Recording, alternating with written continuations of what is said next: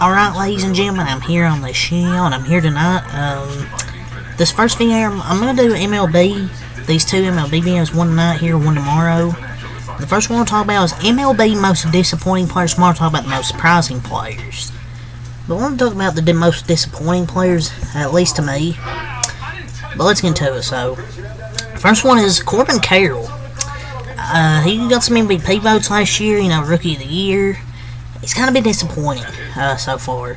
0.0 WAR. The stats here: 2 home runs. Well, now 20 RBIs. Only 6 doubles, 4 triples, but a 197 batting average, 280 on base, 289 slugging, 569 OPS, 65 OPS plus. I mean, maybe that shoulder injury he had towards the end of last year's maybe still affected him this year, but if it's not, then this is a historically bad season for him because he was excellent last year. I mean, he had a 285 batting average, 868 OPS. I mean, I don't know what's happened this year. Now, Edwin Diaz is my second most disappointing player here on my list here. 0.5 WAR, a 5.40 ERA. He had a historically good 2022, with that 1.31 ERA. Other than that, he's really got shelled. But a 5.4 ERA in 20 innings pitched, a 1.25 WHIP. 20 innings. He's given up 18 hits, 1,200 runs, 5 homers. He's walked 7 batters. Not getting as many swing and miss this year. A lot of hits off of him. He's been historically bad. Like 5.40 ERA. He just went on the IL as well. So yeah, bad start for the season for Edwin Diaz. Well, could he get better towards this as the season goes when he goes back?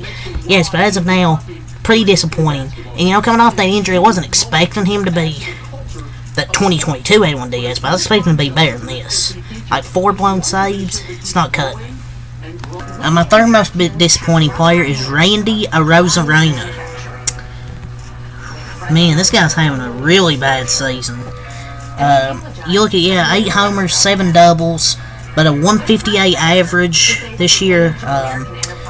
257 on base, 312 slugging, a 568 OPS with a 0.7 WAR. Yeah, he's hitting homers still. 8 homers, 7 doubles. But the striking out way too much. The walk rate's down, the strikeout rate's up to like 30%. And he's had good seasons. Like 2019, he hit 300, 281, 274, 263, 254. So he was good his first few years in MLB. Now his averages, last few years, has went down each year. But this year's even worse than it's been. Or should I say it's the worst it's been. Number 4 player over here is Joe Musgrove for the Padres. A 5.66 ERA this year. 1.48 WHIP. A 5.32 FIP. Only a 20.6% strikeout rate. I think he's went to the IL or something as well before this, but it's definitely been a disappointing season for Joe Musgrove. Because he's, a few years ago, he's the best pitcher, one of the best pitchers I thought in baseball, but 0.5 WAR, a high ERA. I think in 2022, he was even on the All-Star team with a 2.93 ERA. Like the last few years, he was good, like 2020, 2021, 2022. 2023 even had a good year, but this year just not a good start so far. Like 15 walks, he's walking a lot of batters, getting up a lot of homers, just a lot harder contact. So yeah, Joe Musgrove's here. Alex Bregman, 7 homers, 26 RBIs, 10 doubles. Yeah, those stats look good, but only a 219 average, 280 on base percentage, a 372 slugging with a 652 OPS. He started off slow last year, I think, too. And maybe it's just a thing where he starts off slow and gets as hard as the season goes, but I mean, for a player on the Astros, I could put any Astros player. I could put a lot of Astros players here, but I'm not going to film like a 20-minute video here. But yeah, or a 15-20-minute video, yeah. But Alex Bregman, pretty disappointing so far.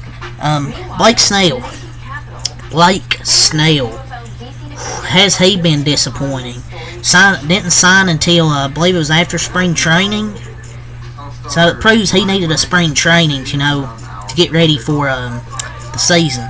So far, a 10.42 ERA, 2.00 WHIP, 11.5% barrel rate, which is a really high barrel rate.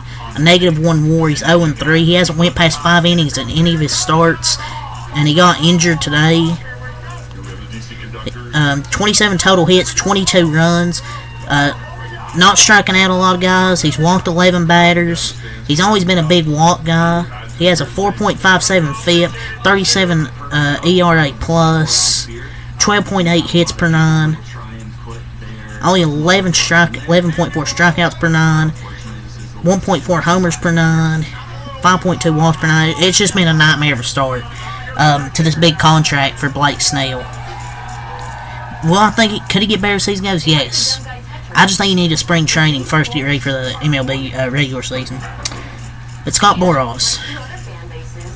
Dansby Swanson, another player out here, 4 homers, 13 RBIs, 5 doubles, 1 triple, a 206 average, 279 on base, 321 slugging, right at a 600 OPS. And it's kind of concerning, because he's mostly a contact hitter. He's not a big-time power hitter. So, and it's not like his defense has been that great either. It's kind of league average. So, kind of concerning for Dansby Swanson. Like, he's been a pretty solid hitter with the Braves, but now with the Cubs, not as good. Jordan Montgomery, another Scott Boras client.